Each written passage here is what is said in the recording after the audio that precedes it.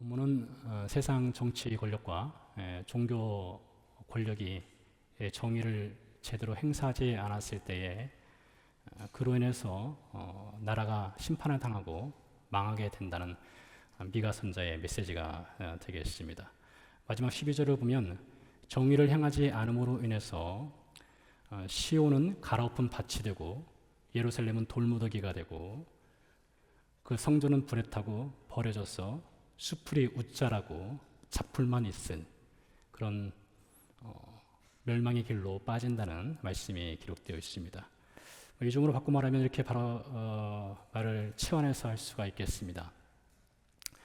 워싱턴 DC에 있는 정치인들의 정의롭지 못한 행위와 페어팩스 지역에 있는 저를 포함한 목사들의 부정과 부패와 정의롭지 못한 행동, 그로 인해서 워싱턴 DC가 무너질 것이고 이 근처에 있는 레스턴 센터 그 높은 빌딩들이 다 무너질 것이며 페어팩스 지역은 갈아엎은 밭이 될 것이고 작품만 무성하게 될 것이다.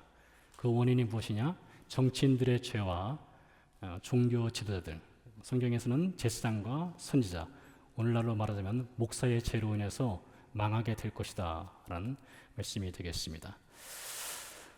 학자들 중에는 이스라엘의 멸망의 이유로 당시 이스라엘이 북쪽에 있는 아수르라고 하는 그 거대한 대항골의 힘에 못 이겨서 이스라엘이 멸망하였다라고 하는 이유를 말합니다. 근데 그것은 표면적인 이유가 되겠고요.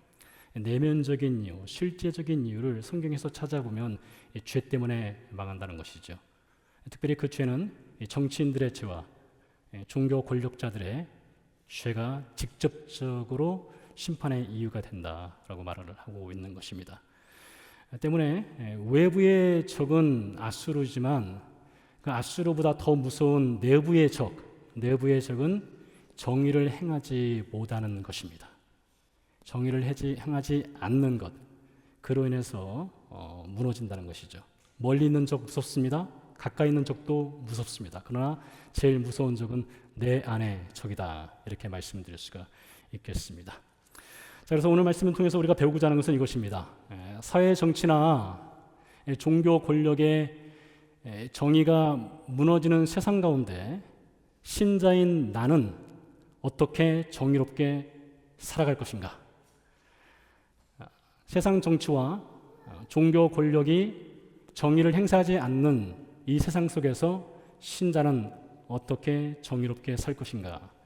이것에 대해서 함께 배워보도록 하겠습니다. 본문 3장 1절에는 야곱의 우두머리들과 이스라엘의 통치자들이 등장합니다. 이들을 바꿔 말하면 정치적 권력을 갖고 있는 이들, 특별히 왕을 가리킨다라고 할 수가 있겠습니다. 당시 왕은 재판권이 있었습니다. 이 재판한다는 것은 대단한 권력, 막강한 권력을 쥐고 있는 것이지요. 열왕기상 3장에 보면 솔로몬의 유명한 재판이 있습니다. 두 여인이 한 아이를 두고 서로 자기 아이라고 다투는 것을 두고 솔로몬이 재판을 하게 되죠. 솔로몬이 칼을 가져오라 합니다. 결말이 궁금하신 분들은 열왕기상 3장을 보시면 결말을 알 수가 있습니다. 오늘 미가 선자는 왕에게 묻습니다. 들으라, 정의를 아는 것이 너희의 본분이 아니냐.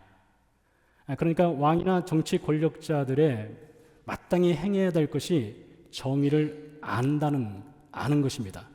이 안다는 것은 단순히 난리지 지적으로 아는 것이 아니라 아는 것을 실제로 적용해서 정의를 실천하는 것이 그들의 마땅한 본분이라는 것이지요. 그렇지만 이 정치 권력자, 특별히 왕의 정의가 제대로 작동을 하지 않았습니다. 그것을 2절, 3절에서 확인할 수 있는데요. 이렇게 되어 있습니다. 너희가 선을 미워하고 악을 기뻐하여 내 백성의 가죽을 벗기고 그 뼈에서 살을 뜯어 그들의 살을 먹으며 그 가죽을 벗기며 그 뼈를 꺾어 다지기를 냄비와 솥 가운데 담을 고기처럼 하는도다. 선한 것을 미워하였습니다. 악한 것을 사랑했습니다. 악을 행하기에 발이 빨랐습니다. 정의를 무시했습니다. 그리고 이들은 마치 우리가 마트에 가서 고기를 사고 뼈를 발라내고 살을 다져서 냄비에 넣고 국을 끓이듯이 백성들을 그렇게 취급을 했습니다. 백성들을 마치 자신이 입에 넣을 고기처럼 취급한 것이지요. 11절 말씀으로 넘어가서 보면 이 정치 권력자들은 뇌물을 받고 재판을 하였습니다. 그러니 정의로운 재판을 할 수가 없는 것이지요. 그런데 아무리 정치 권력이 힘이 막강한다 할지라도 이 정치 권력은 반드시 중력의 법칙에 따라서 오를 때가 있으면 내려갈 때가 있습니다. 이것을 반드시 알아야 되는 것이죠. 모든 권력은 중력의 법칙이 있습니다. 아무리 높이 올라간다 하더라도 언젠가는 반드시 바닥으로 내려오는 것이 정치 권력입니다. 근데 정치 권력자들 이거 잘 모르는 것 같아요. 사실 정치 권력뿐만 아니라 세상의 모든 힘이 그렇습니다. 올라갈 때가 있으면 내려갈 때가 있는 것이 있지요. 이게 속성이지요.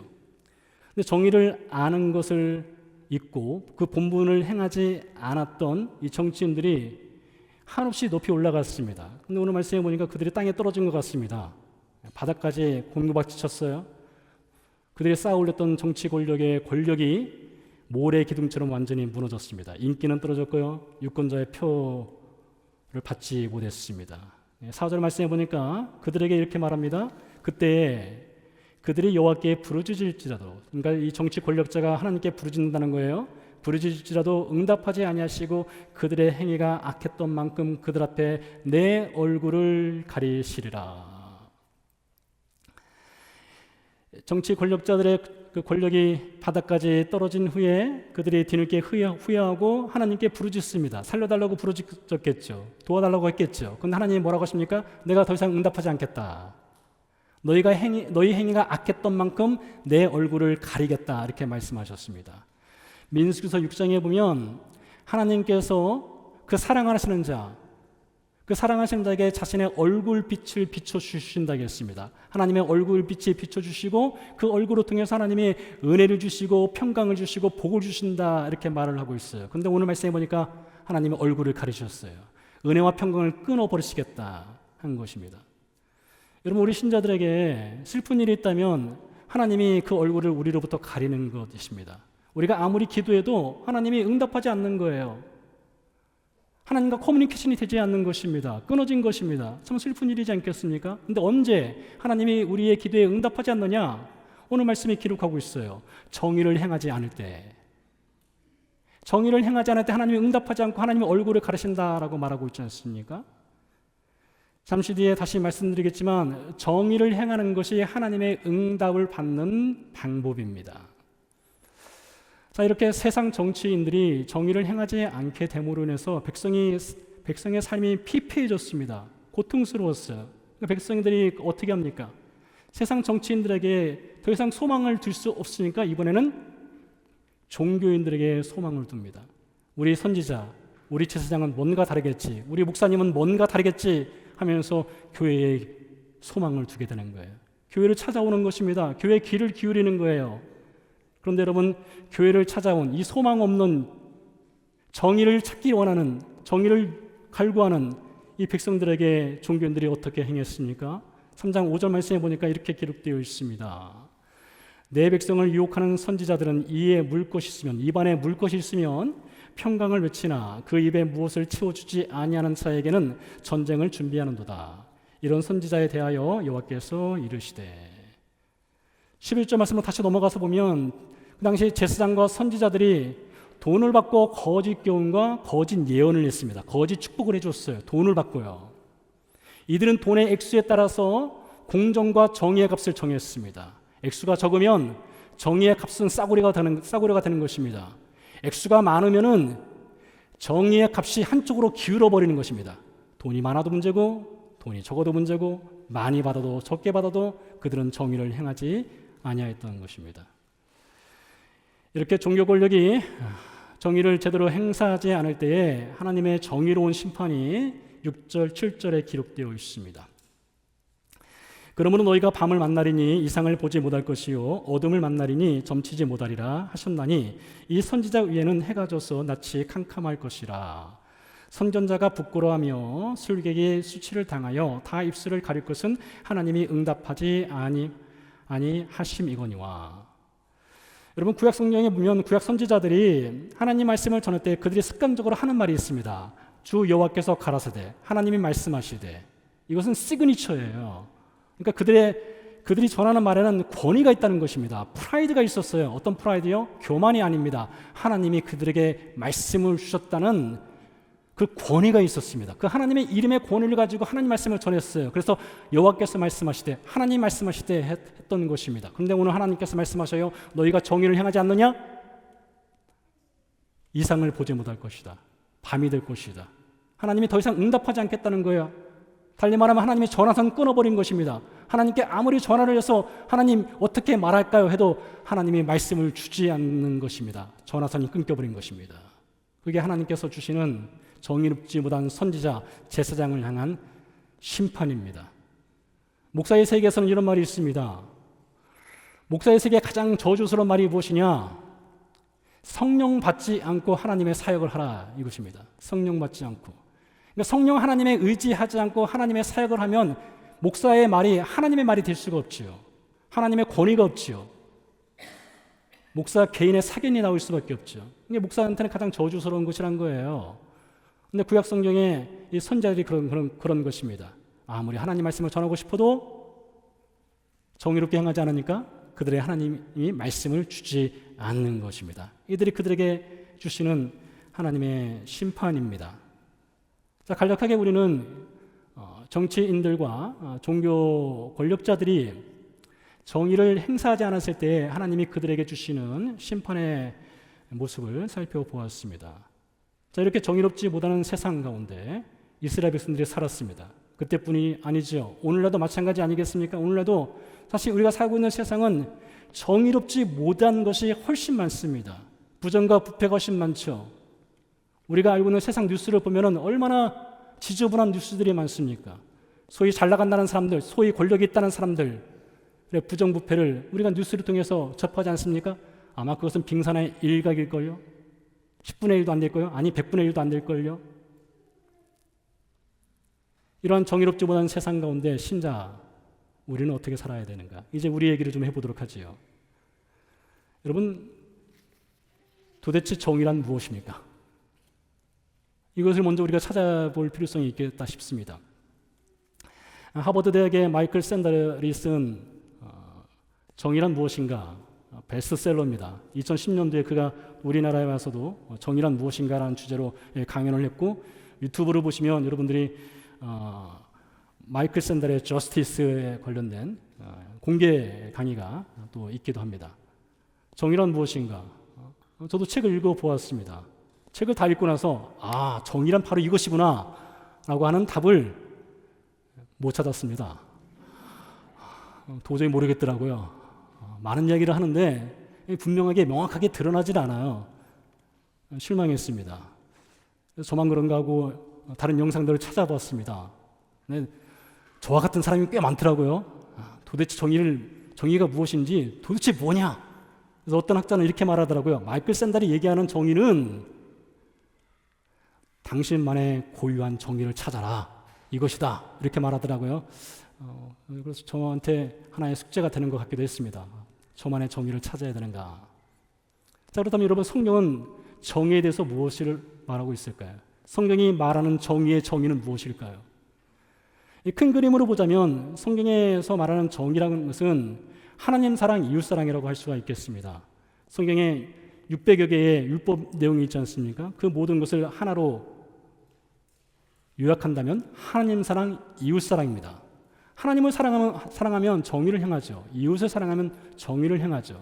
자, 그런데 여러분, 그렇게 사실 이렇게 간단하게 정의를 정의한다 하더라도 그 세부적인 내용으로 들어가면 사실 복잡다양한 것이 우리 현실 세상 아니겠습니까? 정의를 정의하고 그것을 적용한다는 것은 대단히 쉽지 않은 문제인 것 같습니다. 자, 여기 성경이 있습니다. 이 성경이라고 하는 것은 하나님의 무한 말씀이죠. 완벽한 말씀입니다. 그런데 이 성경을 읽는 독자는 어떻습니까? 이 성경을 읽는 독자는 불완전한 인생입니다. 우리는 완벽한 인생이 아니죠. 그렇기 때문에 우리는 성경을 읽으면서 오류를 범할 수가 있습니다. 잘못 해석할 수가 있는 것입니다.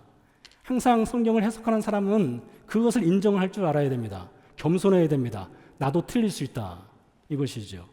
그래서 성경을 읽는 독자는 성경을 읽으면서 겸손하게 성경을 읽고 이해하고 해석하려는 노력이 필요합니다. 그리고 다른 사람들은 어떻게 성경을 이해하고 해석하는가를 또 귀 담아 기울여서 들어볼 필요성이 있겠다 싶습니다. 더 좋은 해석이 있는 것도 찾아보는 씨름이 필요하겠죠. 그렇기 때문에 고대시대 당시에 랍비들은 유연하고 겸손한 태도로 성경을 대했습니다. 성경을 읽었어요. 한 가지 예를 들어보도록 하죠. 출애굽기 21장에 보면 눈에는 눈, 이에는 이라는 major for major, 아주 유명한 법이죠. 그 법이 기록되어 있습니다. 여러분, 눈에는 눈, 이에는 이 법을 문자적으로 적용할 수 있을까요? 눈을 상하게 했으면 가해자의 눈을 상하게 하는, 팔을 부러뜨렸으면 팔을 부러뜨려야 하는, 그것을 문자적으로 과연 적용할 수 있을까요? 어떻게 생각하십니까? 고대 랍비들은 눈에는 눈, 이 법을 문자적으로 적용하는 것은 거의 불가능에 가깝다, 이렇게 해석을 하였습니다. 그러면서 이유를 이렇게 들었습니다. 제가 어떤 사람의 팔을 잘랐습니다. 그렇다면 팔은 팔이라는 법이 문자적으로 적용된다면 피해자는 제 팔을 잘라낼 권리가 있는 것이지요. 그런데요, 피해자가 이 법적 권리를 행사하기 전에 매우 세심하게 주의해서 살펴볼 것이 있습니다. 몇 센티미터를 잘랐는가? 어느 부위를 잘랐는가? 어떤 모양으로 잘랐는가? 피는 얼만큼 흘렸는가? 고통은 어느 정도인가? 이 모든 것을 종합해서 한치의 오차도 없이 완벽하게 똑같이 적용해야 major for major, 눈에는 눈, 이에는 이 법이 실현된다는 것이죠. 그렇기 때문에 당시 고대 랍비들은 이렇게 생각을 했습니다.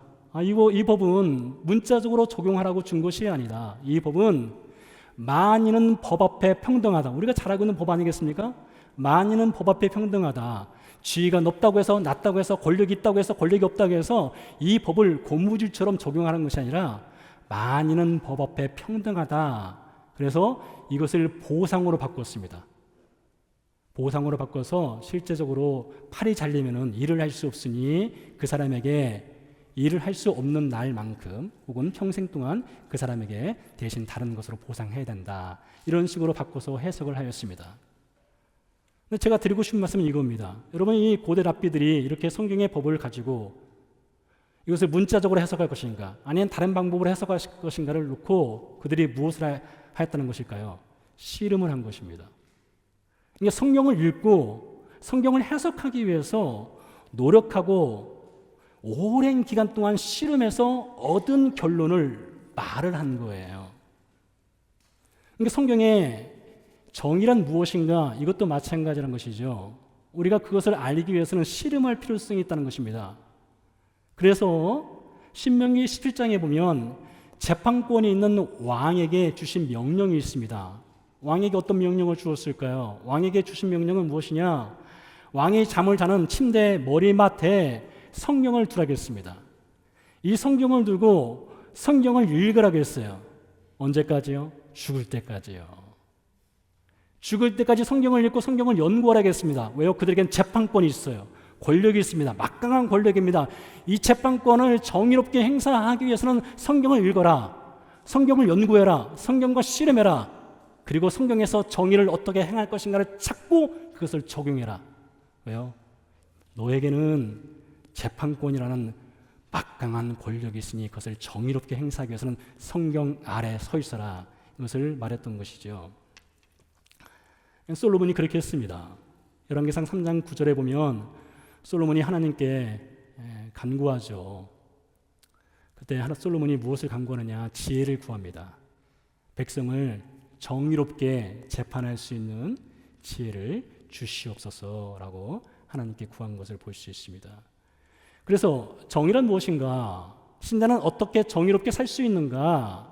이것을 알기 위해서는, 또 실행하기 위해서는 기본적으로 두 가지를 먼저 우선해야 됩니다. 첫 번째, 우리가 성경을 읽어야 됩니다. 성경과 씨름을 해야 돼요. 성경에서 정의란 무엇인가를 찾아내는 노력이 필요한 것입니다. 두 번째, 솔로몬이 하나님께 기도했지 않습니까? 그런 것처럼 하나님께 지혜를 구하는 기도를 해야 됩니다. 이것이 기본값으로 되어 있어야 됩니다. 그 다음에 정의를 어떻게 실현할 것인가, 실천하실 것인가로 나가야 한다는 것이죠.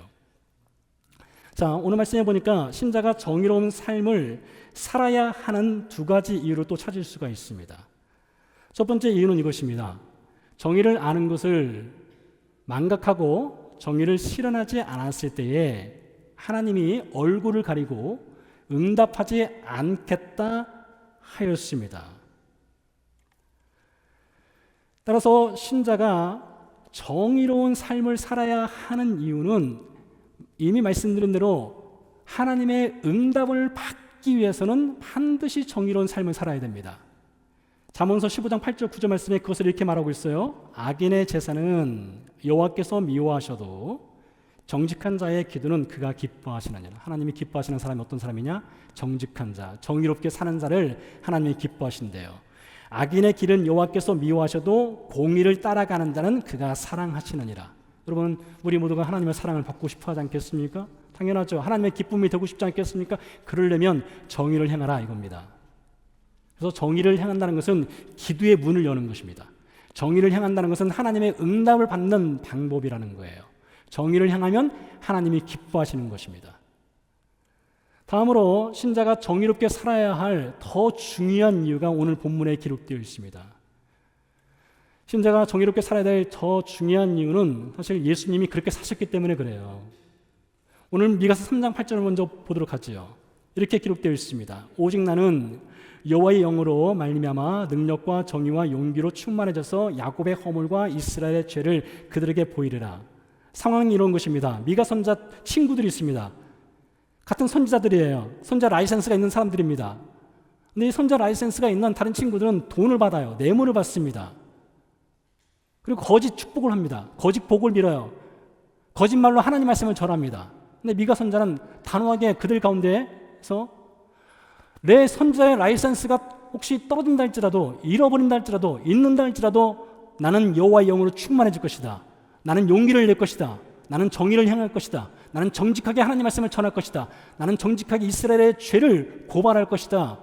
이렇게 선다는 것이죠. 근데 여러분, 미가 선자는 하나님의 말씀을 가지고 이스라엘의 죄를 고발하는 정의로운 선지자, 그 역할을 하겠다고 결심하고 다짐하는데 이 모습이 바로 어디서 등장하느냐? 예수 그리스도의 모습에서 등장하는 것입니다. 여러분, 예수님이 어떻게 사셨는가를 볼까요? 예수님이 어떻게 정의를 행하셨는가? 마태복음 5장으로 가보도록 하겠습니다. 마태복음 5장 산상수훈으로 가보도록 하겠습니다. 5장 38절에서 44절을 읽어보도록 하겠습니다. 또 눈은 눈으로 이는 이로 갚으라 하였다는 것을 너희가 들었으나 나는 너희에게 이르노니 악한 자를 대적하지 말라. 누구든지 내 오른뺨을 치거든 왼뺨을 돌려대며 또 너를 고발하여 속옷을 가지고자 하는 자에게는 겉옷까지 또 가지게 하며 또 누구든지 너로 억지로 오리를 가게 하거든 그 사람과 심리를 동행하고 내게 구하는 자에게 주며 내게 꾸고자 하는 자에게 거절하지 말라. 또 내 이웃을 사랑하고 내 원수를 미워하라 하였다는 것을 너희가 들었으나 나는 너희에게 이르노니 너희 원수를 사랑하며 너희를 박해하는 자를 위하여 기도하라. 여러분, 이것이 예수님이 행하신 정의로운 삶의 내용입니다. 예수님은 악한 자를 대적하지 않으셨습니다. 십자가를 지기 전 재판받을 때에 거짓 증인이 예수님의 뺨을 쳤습니다. 손바닥으로요? 아니요, 주먹으로요. 예수님 주먹으로 치는 자 앞에 예수님의 뺨을 내놓으셨습니다. 십자가에 오르셨을 때에 로마 병사들이 예수님의 옷을 취했습니다. 겉옷만요? 아니요, 속옷까지도요. 예수님 완전히 네이키드, 발거벗김 당하셨습니다. 십자가의 길이 5마일, 10마일 된다? 아니요, 예수님 100마일 된다 하더라도 예수님 그 길 걸어가실 작정을 하신 분이셨습니다. 기꺼이 그 길 걸어가셨습니다. 예수님 원수를 사랑하셨습니다. 박해하는 자를 위해서 기도하셨습니다. 십자가에 위해서 기도하셨죠? 주여 저들의 죄를 사하여 주옵소서 기도하셨죠. 십자가에서 죄인을 위해서 죽으셨습니다. 이것이 예수님이 몸소 보여주신 정의로운 삶의 모습이었습니다. 그리고 제자들과 신자들과 오늘 우리들에게 예수님이 말씀하십니다. 나를 따르라. 로마서 12장 21절 말씀에 보니까 이런 말씀이 기록되어 있습니다. 악에게 지지 말고 선으로 악을 이기라. 도대체 이게 무슨 말씀입니까? 여러분 예수님을 다시 보시기 바랍니다. 가야바와 빌라도 법정에 서게 되었을 때에 그들의 재판은 전혀 정의롭지 못했습니다. 공의롭지 못했어요. 공정하지 못했습니다. 거짓 증인들이 예수님을 고발했습니다. 정의도 공의도 없는 재판 자리였습니다. 악한 자리였습니다. 네, 여러분 예수님께서 그 악한 자리, 악한 재판 가운데 어떻게 선으로 악을 이기셨습니까? 그것은 십자가입니다. 십자가로 이기셨어요. 사람들은 생각했죠. 예수님이 유대인들 앞에 무릎을 꿇었다고요. 예수님이 본디오 빌라도 앞에 굴복당했다고 사람들은 생각했죠. 아니요. 굴복당하지 않으셨습니다. 그들은 정치 권력과 종교 권력으로 예수님을 무릎 꿇리라 했지만 예수님 십자가로 당당하게 이기셨습니다. 이것이 바로 선으로 악을 이긴 예수님의 모습이었던 것입니다. 여러분 정의가 땅에 떨어진 세상 가운데 신자가 그 땅에 떨어진 정의롭지 못한 세상을 향해서 울분하는 것 당연한 것입니다. 분노해야 되는 것 당연한 것입니다. 때에 따라서는 우리가 피켓을 들고 정의롭지 못한 세상을 향해서 그것을 고발할 필요성도 있을 것입니다. 정의를 외쳐야 할 것입니다. 그런데 여러분 그보다 더 중요한 것이 있습니다. 피켓을 드는 것보다 목소리를 높이는 것보다 분노하는 것보다 더 중요한 것은 무엇이냐? 신자 자신은 과연 정의로운가? 달리 말하면 나는 정의로운가 이것입니다. 사실 여러분 신자가 이 정의를 위해서 싸워야 될 대상은 신자 자신입니다. 소도에 말씀드린 것처럼 이스라엘이 망한 것은 아수르라고 하는 거대 제국에 의해서 망한 것이 아닙니다. 내부의 적 때문에 망한 것입니다. 내부의 적은 죄였다고 말씀드렸습니다. 정의롭지 못한 세상을 향해서 우리가 울분을 토하고 화를 내고 분노하는 것 좋습니다. 그러나 신자가 진짜로 정말로 싸워야 될 적은 신자 안에 있습니다. 내 안에 있는 정의롭지 못한 적들이 있다는 것이지요. 사무엘상 17장에 보면 다윗이 골리앗과 결투를 하는 아주 유명한 장면이 있습니다. 장소는 엘라 골짜기입니다. 엘라 골짜기를 가게 되면 산을 마주서고 그 사이에 골짜기가 있고 한 곳에 시내가 흐르고 있습니다. 한편에는 블레셋 사람들이 주둔하고 있고 반대편에 이스라엘 사람들이 있고 그 사이에 골짜기가 있고 맞은편에 골리앗이 서 있고 그 반대편에 다윗이 서 있는 것입니다. 다윗이 이 결투를 하기 전에 사울이 옷을 주죠. 갑옷을 줍니다. 창을 주고 방패를 줍니다. 근데 맞지 않는 것입니다. 사울은 키가 컸습니다. 다른 사람보다 머리 하나가 더 있다고 했으니까 대략 180cm 되지 않았을까 싶습니다. 다윗은 키가 작았죠. 사울의 수트는 48입니다. 다윗의 수트는 36이에요. 맞지 않죠? 그러니까 갑옷을 입을 수 없는 것입니다. 창도 들일 수 없는 거예요. 대신에 시내가에 가서 돌 5개를 주워 들었습니다. 그리고 돌 하나를 골리앗에게 던져서 골리앗을 쓰러뜨리게 되죠. 그런데 여러분 여기서 우리가 주목할 한 장면이 있습니다. 놓쳐서는 안 되는 한 장면이 있어요. 다윗이 돌을 5개 들어서 하나를 던졌으니 지금 몇 개가 남아있는 것입니까? 다윗에게는요? 4개가 남아있는 것입니다. 간단하죠? 다윗은 그 4개의 돌을 절대로 버려서는 안 되었습니다. 물론 성경에 그런 내용은 기록되어 있지 않아요. 버렸는지 안 버렸는지 기록되어 있지 않지만 다윗은 4개의 돌을 버려서는 안 됩니다. 왜 그런가 하면 그 4개의 돌은 다윗 자신을 향해서 던져야 하기 때문에 그렇습니다. 다윗에게는 내부의 적이 있었어요. 보이는 적은 골리앗이었지만 다윗 내면 세계의 적이 있습니다. 그 적은 무엇입니까? 교만의 적입니다. 자기 자랑의 적이에요. 다윗이 이제 전쟁에서 승리할 거거든요. 그럼 즉각적으로 찾아오는 적이 있습니다. 그것은 교만입니다. 교만이 찾아와요. 다윗뿐이 아닙니다. 모든 사람에게 찾아옵니다. 올라가면 반드시 찾아옵니다. 사단이 대기하고 있다가 옛다 먹으라 하고 교만을 준단 말이에요. 자기 자랑을 준다는 말이에요. 네가 잘나서, 네가 뛰어나서, 네가 능력이 있어서, 네가 잘 던져서 골리앗 쓰리터는 것이지 라고 하는 것을 던져준단 말이죠. 그래서 다윗은 나머지 4개의 돌을 가지고 자신 마음 안에 있는 내부의 적을 향해서 던져야 하는 것입니다. 여러분, 우리 신자에게도 5개의 돌이 필요합니다. 돌 하나는 세상을 향해서 우리가 분노하는 돌이어야 됩니다. 정의롭지 못한 세상을 향해서 세상 정치나 어떤 종교인들이나 목사들의 잘못된 행태를 향해서 우리가 울분하고 분노하고 소리를 높이고 피켓을 들어야 되는 돌 하나가 필요합니다. 그런데 돌 4개는 우리 자신을 위해서 필요합니다. 내 자신 안에 있는 정의롭지 못한 삶을 향해서 던져야 되는 용기의 돌이 필요한 것이에요. 그래서 우리는 질문을 던져야 됩니다. 나의 돈은 정의로운가? 나의 말은 정의로운가? 나의 정직함은 정말 정의로운가? 나의 일터는 정의로운가? 나는 악을 악으로 갚지는 않는가? 나는 선으로 악을 이기고 있는가? 이 질문을 던져야 됩니다.